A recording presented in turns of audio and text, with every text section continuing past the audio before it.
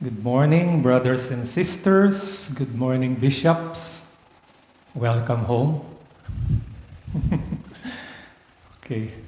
And since the bishops are here, I know, yung mga bishop, you travel a lot. No? And siguro depende sa tao, sa bishop. May times na yung tinatawag nating namamahay, di ba? No matter how comfortable, soft and cool, with a lot of amenities, hindi ka makatulog no? Minsan ilang araw bago ka dumumi. Dahil tinatawag natin na mamahay. And I just want to siguro reflect on the first verse of our gospel this morning. It says here, when he had come back to Capernaum, several days afterward, it was heard that he was at home. Jesus was at home. And in our readings, in our observations of Jesus' life, it says there that, he was at home where there's sickness. He was at home with the sinner of sinners, the chief tax gatherer. He was at home with the sinners, prostitutes, tax gatherers, and Mark 2 says he was at home, maybe in his own home, but may paraplegic. And it's amazing how he was at home with the sinners. Pero seldom we can see him at home at the temple. In the temple, he overturns the money changers. He's there proclaiming his 7 woes to the Pharisees. No? He was there being debated upon by the religious leaders. We seldom see him at home, in his own home, sa temple. No? And he's at home in us. God is at home in us. And it's a comforting word to hear, no?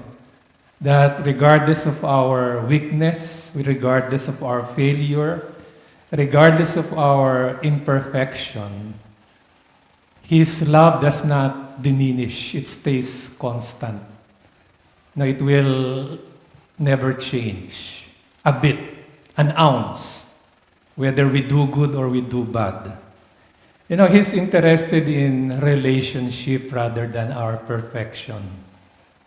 It's, napanood ako sa Netflix na, it really happened, but I saw the compassion in the heart of God in what happened, that this woman would rather die than lose her child. That's how, siguro in a way that is magnified 1 trillion times. Maybe, God is that way. And I'd like to quote Meister Eckhart when he said, God is at home in us. It is we who have gone out for a walk. I'll repeat. God is always at home in us. It is we who have gone out for a walk. And from Julian of Norwich, the place which Jesus takes over our soul, He will never more vacate. For in us is His home of homes. Heaven is not His home. We are His home of homes. And it is the greatest delight for Him to dwell there. He's at home in us. The question is, are we home in our home if He is at home in us? Are we still blinded by our egos of perfection, merit, whatever things we do for God? And Saint Bonaventure, it says here, we are each loved by God in a particular and incomparable manner. Each of us is uniquely loved by God. You know, we are loved and precious in the eyes of God, even in our frailty. And it's when we realize this fact, this truth in our lives, that's when I believe we become more compassionate, merciful, patient, first with ourselves, and then it transmits to our brothers and sisters. We'll be more compassionate with others. And siguro ito sinasabi ni St. Paul in a way na when I am weak, then I am strong. And such is the counterintuitiveness of the ways of God in our lives. And I just want to, as I end, I just want to, maybe we can relate this. And siguro nga, doon sa readings natin, sa first reading, when God is not at home, we can be the king in control, in command of everything, yet still be insecure with the people who are helping us. And if God is at home, we can be Peter in the darkest, lowest part of hell and still be asleep like a baby between the guards.